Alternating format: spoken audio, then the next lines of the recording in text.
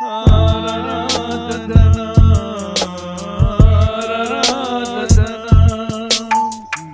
కృప కొరకై ఆరాధన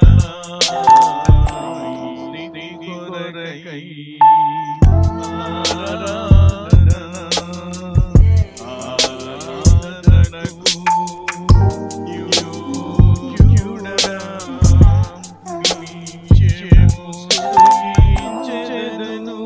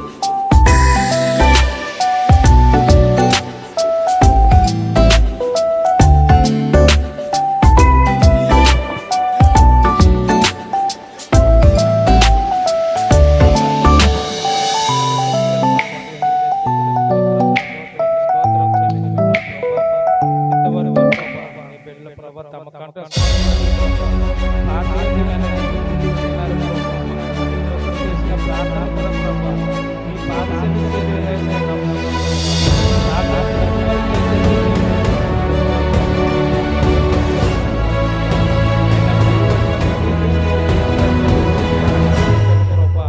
ఆయన నీకే స్తుతులు, స్తోత్రం చెల్లించున్నాం ప్రభా. ఈ ఆరాధన నీ కృపలో నడిపించమని మేము నాయన వేడుకొంటున్నాం. సహాయ ప్రభా, నీ స్తోత్రం ప్రభా. పాటలు ఏంది మీరు ఉన్నారు ప్రభా. నీ బిడ్డల సాక్షిని సంశంగా ఆయన నీవే మహిమపరచబడమని ప్రభు మేము నడుస్తున్నాం ప్రభా. అలాగే వాక్య పరిచర్లు నీ స్వరం ద్వారా సేవకుల ద్వారా ప్రభా నేరుగా మీరే మాతో మాట్లాడండి, సహాయం చేయండి ప్రభా. ఆయన ఈ దినానికి కావాల్సిన ఆహారాన్ని మాకు దయచేసి సహాయం చేయండి. ఈ ఆరాధన కృపలో నడిపించమని ప్రార్థన ప్రతిఫలం దయచేయమని మా ప్రభువును రక్షకుడైన ప్రభువైన యేసుక్రీస్తు నామములో ప్రార్థన అడిగి వేడుకుంటున్నాం తండ్రి.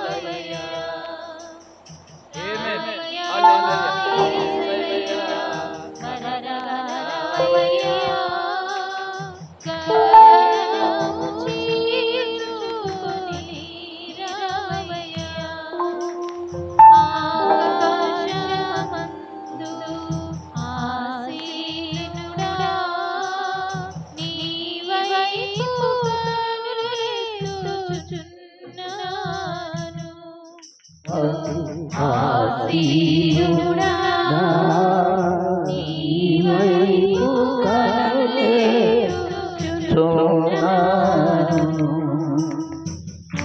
జీవజాలను మన్నించవా, తునిగే దీపాలు సరిచేయవా.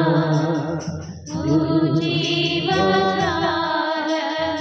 మన్నించవా, తునిగే దీపాలు సరిచేయవా. రాయ్యా యేసయ్యా రాయ్యా, గగనము చీల్చుకొని రాయ్యా. రాయ్యా యేసయ్యా రాయ్యా, గగనము చీల్చుకొని రయ్యా. ప్రభువునందు ప్రియులారా, దేవుడు చదవబడినటువంటి వాక్యానికి తన యొక్క ఆశీస్సులు తోడు చేయును కాక. ఈ క్రిస్మస్ సమయంలో దేవుడు చదువు కొనని వారు, చదువు కొన్నవారు, రెండు రకాలైనటువంటి వారు క్రిస్మస్ చేసుకున్నారు. ప్రియులారా, చదువుకొనని వారు అదే రోజు పశువుల తొట్టిలో ఉన్నటువంటి యేసయ్యకి సాష్టాంగపడి నమస్కారం చేశారు, వందనము చేశారు. చదువుకున్న మరి యొక్క గుంపు జ్ఞానులు యేసు ప్రభు దగ్గరికి వాళ్ళు, యూదులకు రాజుగా పుట్టినవాడు ఎక్కడ ఎక్కడ అని బెత్లెహేములో పుట్టిన యేసుని ఒక గంట లేకపోతే కొద్ది కాలములో కలుసుకునే సమయములో దేవుడు నియమించిన నక్షత్రమును విడిచి హేరోదు రాజు దగ్గరికి వెళ్దాము, రాజు ఎక్కడ పుడతాడని తప్పుడు మార్గంలోనికి వెళ్ళి యూదుల రాజు ఎక్కడా, యూదుల రాజు ఎక్కడా అంటే జవాబు లేదు. ఎందుకు లేదు?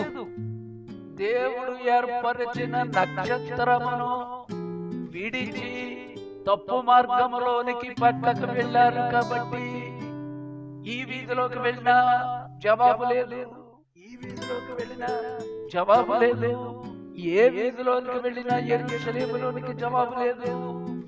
తిరిగి మరలా వచ్చినప్పుడు నక్షత్రము దగ్గరకు వచ్చారు, కదిలింది. హల్లెలూయా. ఆ నక్షత్రం ఎక్కడికి తీసుకుని వెళ్ళింది? బేత్లెహేములోనున్న 2 సంవత్సరముల వయసు కలిగిన యేసు వద్దకు తీసుకుని వెళ్ళింది. వారు వెళ్ళేటప్పుడు, దేవుని మందిరమునకు వెళ్ళినప్పుడు వట్టి చేతులతో వెళ్ళకూడదని ఏం చేశారండి? కొన్ని బహుమతులు తీసుకుని వెళ్ళారు. ఆ బహుమతులు అందరికీ క్రైస్తవులైనటువంటి మనకందరికీ తెలుసునండి. ఆ బహుమతులు ఏమిటది? బంగారము, బోళము, సాంబ్రాణి. హల్లెలూయా. ఎవరి మొట్టమొదటిది బంగారం. ఇక్కడ మనం ప్రతి ఒక్కరూ కూడా బహుమతులు ఇస్తూ ఉంటాం. ప్రధానానికి ఇస్తాము, పెళ్లికి ఇస్తాము, ఇల్లు ఓపెనింగ్ లో ఇస్తాము, ఏదైనా కార్యక్రమం చేసుకున్నప్పుడు మనము మన పరిపాలకులైనటువంటి అధికారులకి బొకేలు ఇస్తాము, బహుమతులు ఇస్తాము. అయ్యా, మనం ఇచ్చేటటువంటి కట్నాలు గాని బహుమతులకు గాని మళ్ళీ తిరిగా వాళ్ళు పెడతారు మనకి. కానీ ఇక్కడ చూడండి, జ్ఞానులు దేవుడి దగ్గరికి తీసుకుని వెళ్ళే బహుమతులు, అందులో బంగారం ఏమి చెప్తుందండి? బంగారము శ్రేష్టమైనది. బంగారం అంటే దేనికి గుర్తు? దైవత్వమునకు గుర్తు. పెళ్లిలో బంగారు గొలుసులు పెళ్లి కుమార్తెకి ఉంగరమును చేతికి పెట్టేది అన్ని లోహముల కంటే శ్రేష్టమైన బంగారమును ఉపయోగిస్తున్నారు బహుమతిగా. ప్రియులారా, క్రిస్మస్ కి నేను బహుమతిని ఇచ్చాను. జాన్యువరి 1 కి నాకు ఏమిస్తుంది నా ఫ్రెండ్, అతను ఏమిస్తాడు నాకు అనుకుంటాం మనం. ప్రవక్త గారు ఇక్కడ రాసిందే నేను చెప్తున్నాను. ప్రియులారా, ఇక్కడ యేసు క్రీస్తుకి నీవు ఇవ్వగలిగినటువంటి ఒకే ఒక్క బహుమతి మన ప్రవక్త గారు. వాళ్ళకి ఇప్పుడు బంగారము, బోళము, సాంబ్రాణి కాదు, ఈ బలిపీఠముపై నీ పాపపు ఆత్మను ఇక్కడ బహుమతిగా పెట్టు. హల్లెలూయా. ఇక్కడే 44 పేరాలు ఎవరు ఇక్కడే అన్నారు. ఇక్కడే అంటే ఈ బలిపీఠము మీద నీవు ఇవ్వగలిగిన ఒకే ఒక్క బహుమతి అది ఏంటది? నీకు నీవే దేవునికి ఇచ్చుకుంటా. హల్లెలూయా. దేవుడు అమ్మా నాన్న యొక్క గర్భఫలములో ఒక చిన్న చుక్కగా మనల్ని పెట్టి భూమి మీద స్త్రీగాను పురుషుడిగాను దేవుడు మనల్ని ఆయన రూపంలో అని జీవాత్మను ఊదాడు. ఎవరి ద్వారా వచ్చాము ఇక్కడికి? మనం దేవుని ద్వారా, దేవుని దగ్గర నుంచి వచ్చాం మనం. మళ్ళీ ఎక్కడికి ఇప్పుడు ప్రయాణం ఉంది? తిరిగి మళ్ళీ దేవుని దగ్గరికి, పరలోకానికి ప్రయాణం అవుతున్నాం. నీకు నీవు దేవునికి ఇచ్చుకో.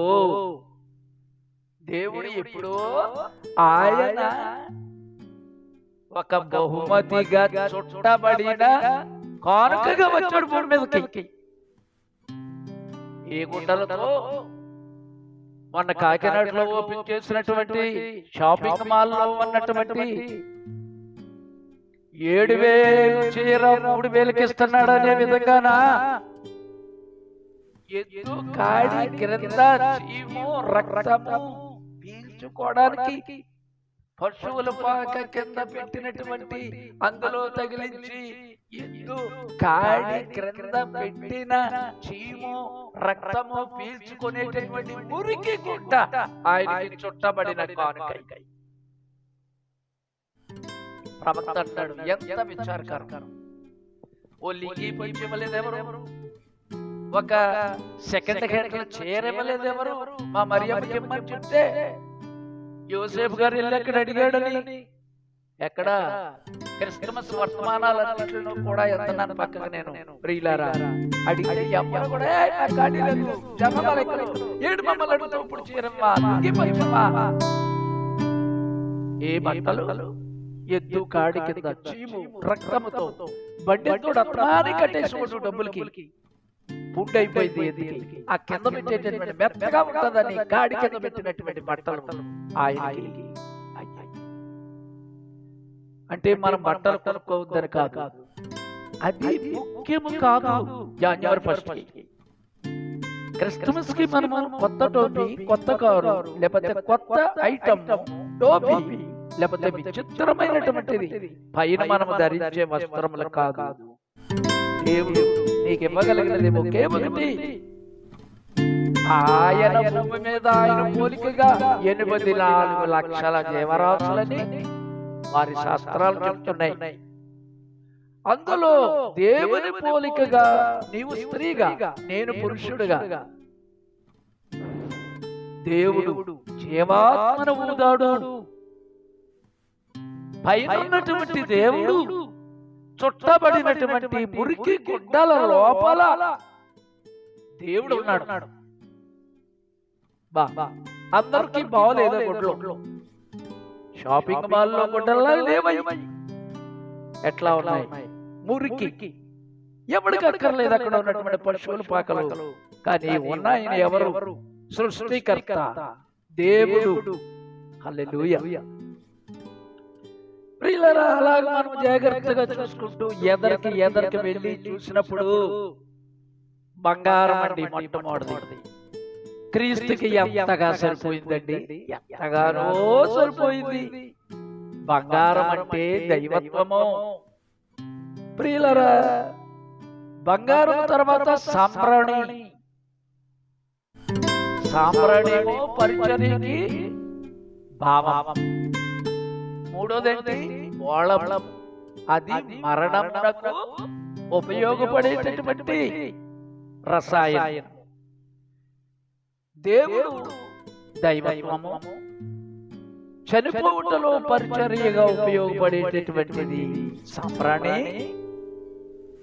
తరువాత ఆయన మరణానికి సమాధి చేసేటప్పుడు ఏం తెచ్చారు?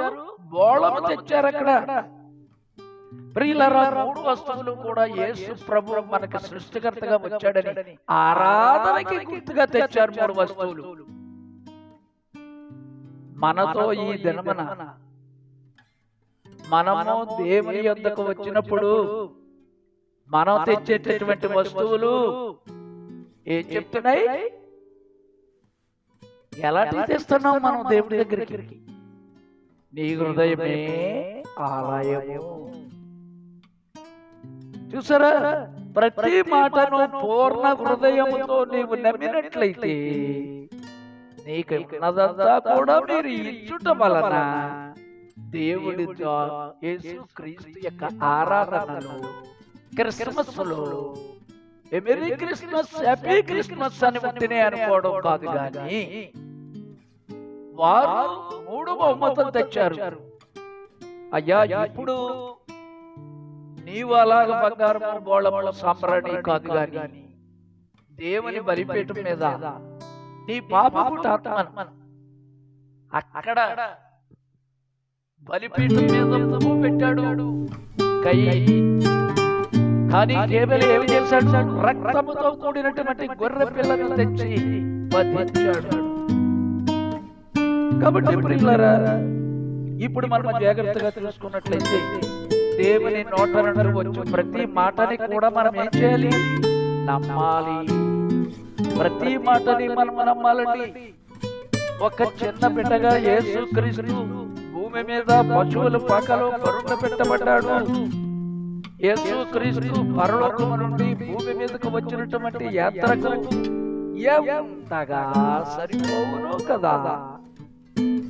జ్ఞానుల ద్వారా తీసుకురాబడిన ఈ బహుమతులు దేవుని యొద్ద నుండి వచ్చిన ఆయన ఆజ్ఞకు, భూమి మీద ఆయన చేసిన యాత్రకు ఎలా సరిపోయాయి?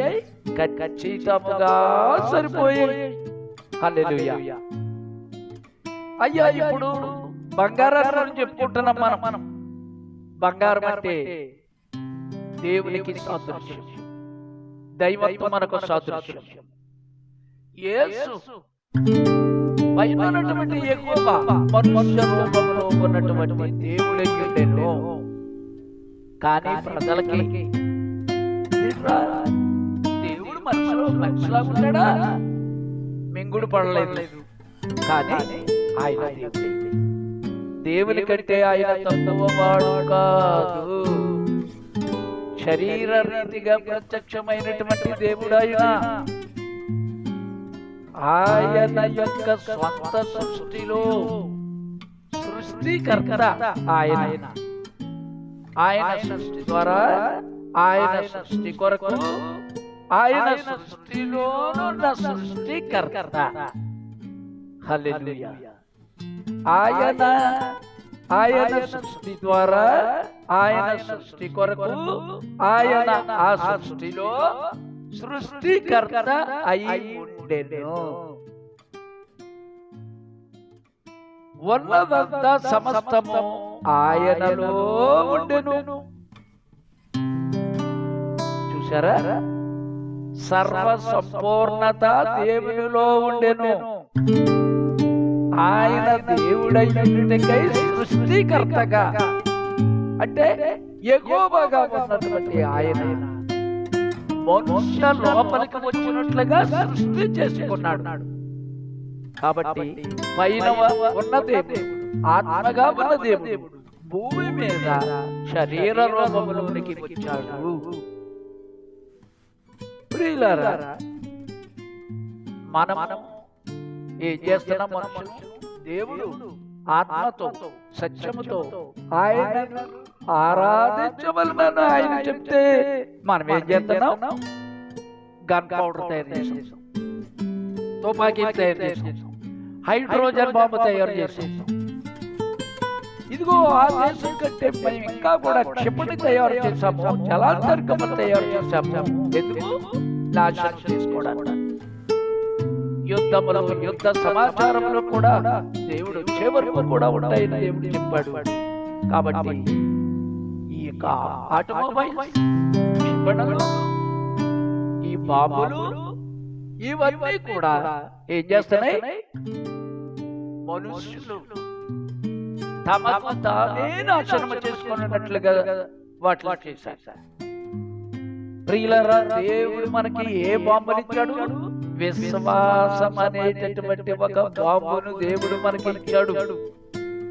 దేవుడు మానవ రూపంలోనికి శరీరమును చేసుకుని లోపలికి ఆయన వచ్చాడు.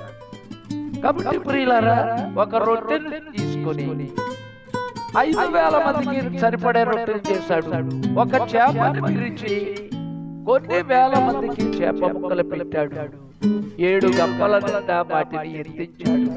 అంటే ఆయన సృష్టికర్త, ఆయన దైవము. దేవుడు భూమి మీద పుట్టినప్పుడు ఎలా పుట్టాడు? శరీర రూపంలో మనమలే పుట్టినప్పుడు ఆయనను ఆరాధించుటకు, మనము అర్పించుకుంటకు వారు బంగారము యుక్తమైనదిగా ఎంచుకున్నారు. కాబట్టి శరీర రూపంలో ఉన్న దైవమని భూమి మీద ఉన్న లోకములన్నిటికంటే విలువైన, శ్రేష్టమైన, ఖరీదు అయిన బంగారాన్ని తీసుకెళ్ళాడు. ప్రియులారా, ఇక్కడ జాగ్రత్తగా మనం చూసినట్లయితే, నేను తండ్రి యొద్దకు వెళ్ళుచున్నాను కనుక నేను చేయు క్రియలు నా యందు విశ్వాసముంచువాడును చేయును, వాటికంటే గొప్పవి చేయనని చెప్పారు యేసు ప్రభు. చూసారా? గమనించండి. ఏమండి? మంచి విశ్వాసికి దేవుడు ఏమిస్తాడు? నాకంటే ఎక్కువ గొప్ప కార్యాలు చేస్తారని దేవుడు వాగ్దానం చేశాడు. అసలు మామూలు మనం చేయగలుగుతున్నామా? నాకంటే గొప్ప అన్నాడు యేసు ప్రభు. అబ్బా, యోహాను సువార్తలో అయితే చెప్పినటువంటి మాట 14వ అధ్యాయం 12వ వచనం. యేసు రొట్టెను చేసినప్పుడు అనేకమైనటువంటి రొట్టెలు, చేప ముక్కలు తీసుకున్నప్పుడు అనేకమైనటువంటి వేల మందికి చేప ముక్కలు ఏం చేశాడు ఆయన? మరి వాటికంటే గొప్ప చేస్తామని మనకి వాగ్దానం ఇచ్చాడు దేవుడు. గమనించు, ఆయనను గుర్తించబడాలి. మనము గుర్తించబడాలంటే నేను నా తండ్రి కీలు చేయని ఎడల నన్ను నమ్మవద్దని చెప్పాడు. అంటే యేసు పైన దేవుడు మానవుడిగా వచ్చాడని కొంతమంది నమ్మట్లేదు. నా తండ్రి క్రియలు చూడండి నాలో అన్నాడు. మరి అంతకంటే ఎక్కువ మీకు ఇస్తానని వాగ్దానం చేశాడు ఆయన. నేను నా రక్షకుని క్రియలు చేయని ఎడల నన్ను నమ్మవద్దు. క్రైస్తవుడు ఎలా చెప్పగలడు? క్రైస్తవురాలు గాని, క్రైస్తవుడు గాని గమనిస్తున్నారా? నేను నా రక్షకుని క్రియలు చేయని ఎడల నన్ను నమ్మవద్దు అని చెప్పమంటారు. మరి దేవుడు వాగ్దానం ఇచ్చాడు. ఏం చేసాం మనం? యేసు ప్రభు చేసిన కంటే ఎక్కువ చేస్తారని ఆయన వాగ్దానం ఇచ్చాడు కదా. అది బట్టలు పట్టుకో మంచిదే, పిన్నబట్టలు పట్టుకో మంచిదే, అంతవరకు వేరక్కర్లేదు దేవుడు. అయ్యో, మనస్సులోనికి రాకమనిపే, తలంలో పుట్టకమనిపే దేవుడికి అంతా తెలుసు. ఆ కుటుంబం అలాగనుకుంటే దానికి రెట్టింపు మళ్ళీ ఏదో దేవుడు ఏర్పాటు చేస్తాడు. ఎదరా వాళ్ళకి అసలు నష్టమే ఉండదు. దేవుడు పెట్టింది రూపాయి ఎవడు దేవుడు ఉంచుకోవాలి. ఆయన ఏంటంటే డబ్బులు కావాలి. ఆయన ఏం లోట. కొంతమంది ఎందుకు అలాగా ఫ్యాన్ నాది, గది నాది, ఇది నాది, ఇదిగో ఇక్కడ వస్తువు నాది అని అంటారు. ప్రియులారా, గిన్నెడి చన్నీళ్ళు ఇస్తే దాని ఫలితం పోగొట్టుకోవాలని ఉంది. కాబట్టి ప్రియులారా, ఇక్కడ జాగ్రత్తగా చూసుకున్నట్లయితే సృష్టికర్త క్రీస్తు క్రియలను చేస్తాడు. తండ్రి నన్ను పంపినట్లుగా నేను కూడా మిమ్మల్ని పంపుతున్నాను అన్నాడు. నేను నా తండ్రి క్రియలు చేయలేనలా నన్ను నమ్మొద్దని చెప్పాడు ఆయన. కాబట్టి క్రీస్తు చేసినటువంటి జీవపు క్రియలు క్రైస్తవురాలు చేయాలి, క్రైస్తవుడు కూడా చేయవలసి ఉన్నది. ప్రియులారా, ఇక్కడ జాగ్రత్తగా చూసుకున్నట్లయితే బంగారాన్ని చెప్పుకున్నాం గురించి. మరి రెండోది సాంబ్రాణి గురించి ఇప్పుడు మనం మాట్లాడుతున్నాం. సాంబ్రాణి గురించి మాట్లాడుతున్నప్పుడు రెండవ బొమ్మత ఏంటంటే సాంబ్రాణి. యెహోవాకు అర్పణ చేయు అర్పణ. సాంబ్రాణి ఎక్కడ వాడారండి? పాత నిబంధనలో వాడారండి. ఎవరండి? యాజకులండి. అప్పుడు పాస్టర్లు అనేవారు కాదు. యాజకత్వం యొక్క క్రమ పద్ధతి ఉంది అప్పుడు పాత నిబంధనలో. క్రొత్త నిబంధనలకు వచ్చేటప్పటికి కాపరి, పాస్టర్, ఇంగ్లీష్ లో పాస్టర్, తెలుగులో కాపరి, కాపలా కాసేవాడు అనమాట. పాత నిబంధనలో ఆయన ఏమన్నారు? యాజకుడు. మరి వస్తువులు ఏదైనా పట్టుకొచ్చేవారు బలిపీఠం దగ్గర నైవేద్యం. అప్పుడు యాజకుడు ఏం చేసేవాడు? అర్పణ ఆయన ఉంచుకొని దేవుడి దగ్గర పెట్టాలన్నమాట. పాప పరిహారార్థ బలి. పాత నిబంధనలో ఏ బలి ఉండేది? మనం చేసిన పాపాలకి నైవేద్యం వస్తు రూపంలో పట్టుకొచ్చేవారు. నైవేద్యం పట్టుకొచ్చేవారండి వస్తువులప్పుడు. కానీ ఇప్పుడు వస్తువులు నీ హృదయమే నాకు, నువ్వే నాకు వస్తువు, నీకు నీవే సమర్పించుకోమని చెప్తున్నారు. పాత నిబంధనలో యాజకుడు ఎలా చేసేవాడు? ఈ సాంబ్రాణి కలిపి తెచ్చినటువంటి వస్తువులన్నిటితో కలిపి నైవేద్యానికి అల్లాడించబడు అర్పణకు వాడేవారు సాంబ్రాణి. నైవేద్యములకు అల్లాడించబడు. అల్లాడించడం అంటే చేను కొయ్యాలనుకోండి, ఓ పన్ను తెచ్చి కోసి ఇక్కడ పెట్టేవారు. యాజకుడు అల్లాడించి కూడా అనమాట.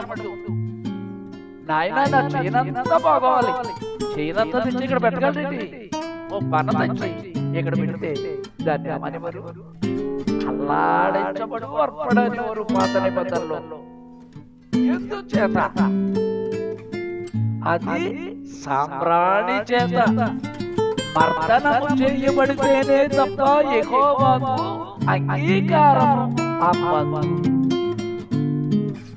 చూడండి, దేవునికి ఆరాధన చేయడంలో యేసు ప్రభువు ఇంకా భూమి మీదకి రాలేదు కాబట్టి యాజకుడు సాంబ్రాణి పెట్టేవాడు అక్కడక్కడ.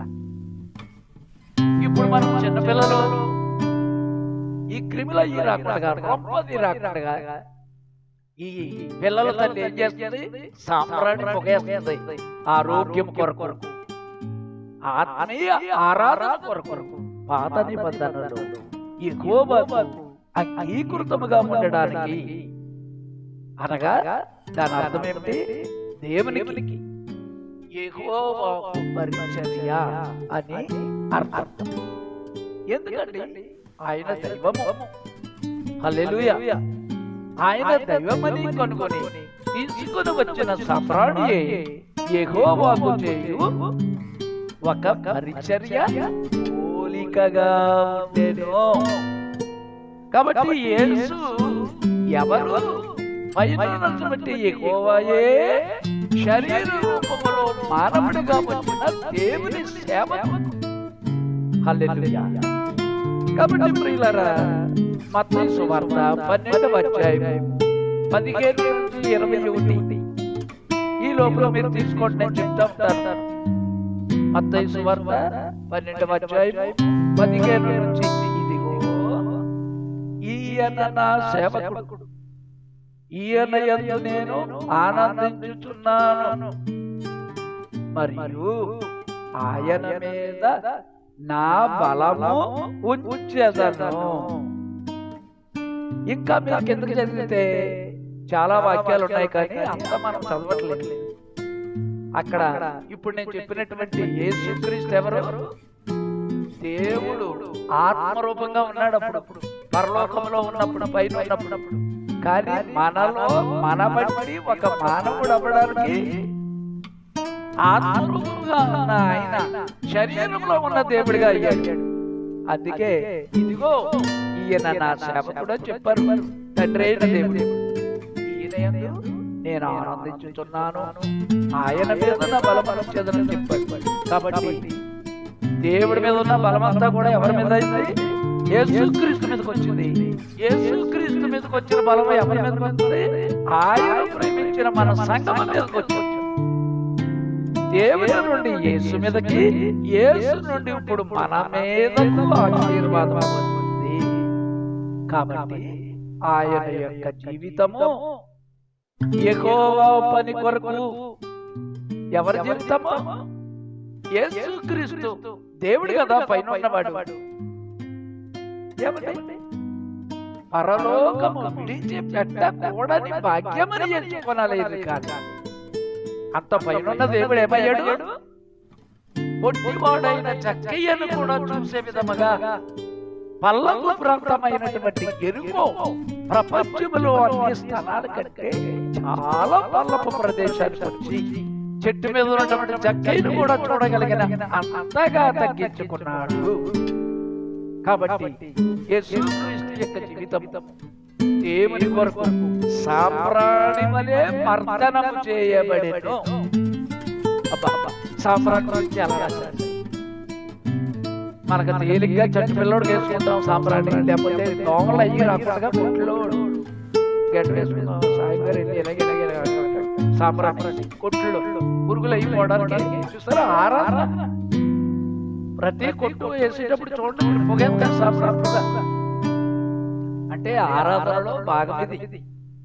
అంటే యేసుక్రీస్తు ఆయన యొక్క జీవితము దేవుని కొరకంటే అప్పుడు దేవుడు ఆయనే ఆత్మగా నా పని కొరకు సాంబ్రాణి వలె మర్దనము చేయబడ్డాడు. అంటే శిలువ మీద శిరస్సు మీద మేకులతో కొట్టబడ్డాడు, పక్కలో బల్లె పొడితో పొడవబడ్డాడు, నీళ్లు రక్తము వేరు వేరుగా వచ్చాయి. అయ్యా పిడుగుద్దులు గుద్దారు, మరి ముసుగు వేశారు, కొట్టారు తల మీద. మరి అవి సాంబ్రాణి అనమాట. ప్రియులారా, ఆహా ఎటువంటి బహుమతులు ఈ జ్ఞానులు అర్పించరు కదా. క్రిస్మస్ అంటే ఈ విధంగా బయట చెప్పరు. ఏమన్నావు చేరా, నువ్వే డ్రెస్ వేసావు, నీకు ఏ కారు, ఏంటి విశేషం? మంచివే, అవి తప్పులేమీ కాదు, కానీ అసలైనది వదిలేయకూడదు. ఎటువంటి బహుమతులు జ్ఞానులు అర్పించరు కదా, అది వారికి ఒకటి. ఇప్పుడు రెండవ బహుమతి గురించి మాట్లాడుకుంటున్నాం మనం. వారు ఇచ్చిన బహుమతి యేసు యెహోవా యొక్క సేవకుడని. ఈ ఇచ్చిన బంగారం చెప్పింది సాంబ్రాణి పొగ. ఇది కూడా ఆయన యొక్క జీవితం మర్దన అయిపోయాడు మన గురించి. అంటే పచ్చడిగా మన యొక్క జీవితాలు గుర్తింపజేయబడుటకై మనం అలాగే చేయగలిగితే, హల్లెలూయా, మన జీవితాన్ని దేవుడు గుర్తించాలంటే మనం కూడా అంటే వారి వలె వస్తున్నప్పుడు నిజంగా బంగారం మూలము సంప్రదాయం కాదు. దేవుని చేతులతో వచ్చినప్పుడు వట్టి చేతులతో రాకూడదని చెప్పకూడదు. కాబట్టి మన జీవితం దేవునితో గుర్తించబడాలంటే మనుషులు రొట్టె వలన మాత్రం కాదు, కానీ ఆయన నోట నుండి వచ్చు ప్రతి మాట వలన గుర్తించబడతాము. మన జీవితంలో యెహోవా యొక్క సేవ కొరకైన అర్పణలని గుర్తించున్నట్లు ఉండవలసి ఉన్నది. హల్లెలూయా. లేవీకాండం చదివినప్పుడు 2 మేకలు ఉన్నాయి. ఇది వరకు ప్రసంగాల్లో మీకు 2 మేకల్లోనూ ఒకటేమో అర్పణ, ఇంకోటేమో పాపములు దూరముగా మోసుకుని పోయేటటువంటి మేక. ఎక్కడుందండి ఇది?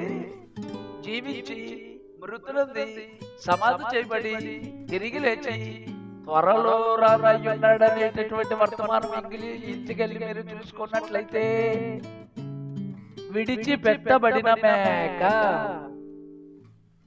అయ్యా ఇక్కడ అర్పణ దగ్గర చనిపోయిన మేక. ఓడి చనిపోయింది, ఓడి విడిచిపెట్టబడ్డా. బా ఎన్నాళ్ళు కూడా లోక పాపములను మోసుకొని పోవు దేవుని వరకుల్ని. ఎక్కడ కూడా మేక శబ్దం రాదండి యేసు ప్రభు గురించి. కానీ ఇక్కడ ప్రవక్త గారు ఎవరైతే పాత నిబంధనలో లేవీకాండంలో ఉన్నటువంటి ఈ మేకలు, ఒకటేమో యేసు ప్రభు శిలువ మీద చనిపోయినటువంటి మేక. ఆయన మేక కాదు, ఒక మేక మన పాపములను ఎక్కడ తీసుకొని పోయాడు? బహుదూరమునకు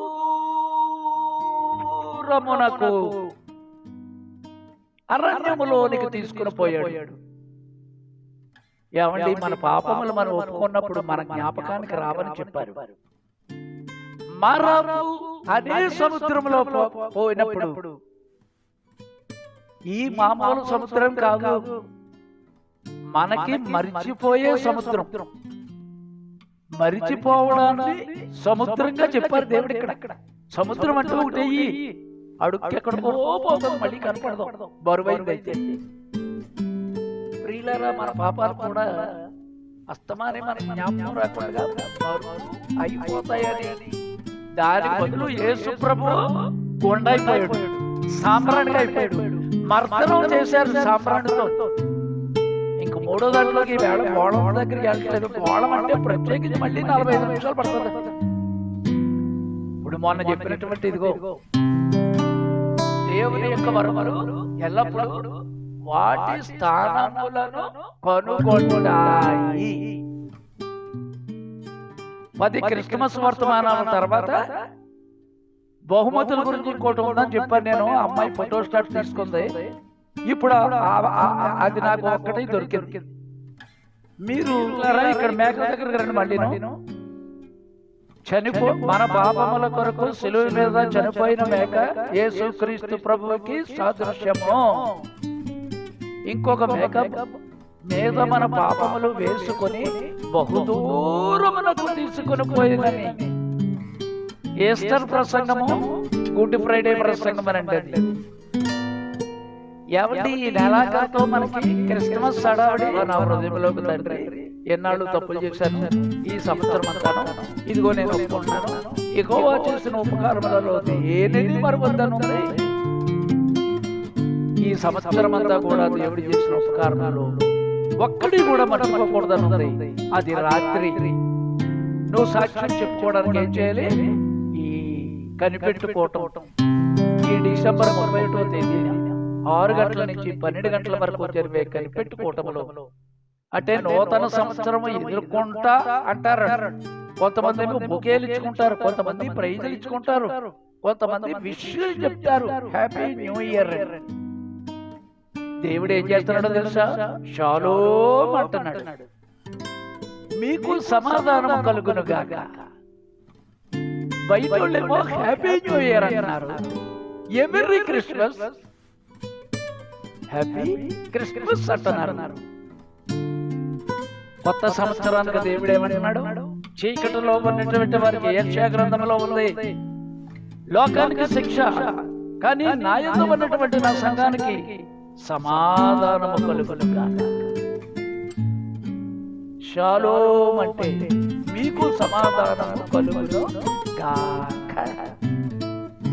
కాబట్టి ప్రియులారా, 2 మేకల గురించి మీరు కావాలంటే ఎక్కడెక్కడ ఉందో ఈసారి ఏం చేయాలి? పిల్లలు సాక్ష్యాలు ఇచ్చేటప్పుడు ఒక్కొక్కరు కూడా ఇదిగోండి పలానా చోట ఉందని సాక్ష్యాల్లో వచ్చి, లేకపోతే హెచ్చరికల్లో ఏమండి వేళ నాకు టైం ఉందని ఎక్కువ 10 minutes 10 నిమిషములు మీరు హెచ్చరిక ఒకరినొకటి హెచ్చరించుకోమన్నది. కాబట్టి మీలో వేసుడు కానుకలు మళ్ళీ సాంగ్ లీడర్ గారు వచ్చి, ఎందుకంటే సాంగ్స్ వచ్చినప్పుడల్లా మళ్ళీ 3 సార్లు సాంగ్ లీడర్ గారి పని ఉంటది. స్తుతి ఆరాధనలోను మొట్టమొదటి పాటలు పాడేటప్పుడు ఇది లాస్ట్ 3వ కార్యక్రమం. మరి తర్వాత నేను ప్రార్థన చేసి ముగిస్తా. మరి ప్రభువును రక్షకుడైన ప్రభు అయిన యేసుక్రీస్తు నామం పేరట వేడుకొడుతున్నాను తండ్రి. ఆమేన్. సమర్పణ యుమో ప్రభువు నాకు ఏకము ధనము సమయమును. సమర్పణ చేయుము ప్రభువునకు దేహము ధనము సమయమును. అబ్రాహామునడిగెను ప్రభువప్పుడు ఇస్సాకును అర్పణయిమ్మనెను. అబ్రాహామునడిగెను ప్రభువప్పుడు ఇస్సాకును అర్పణనిమ్మనెను. నీ బిడ్డల సేవకు ఇచ్చెదవా, నీ బిడ్డల సేవ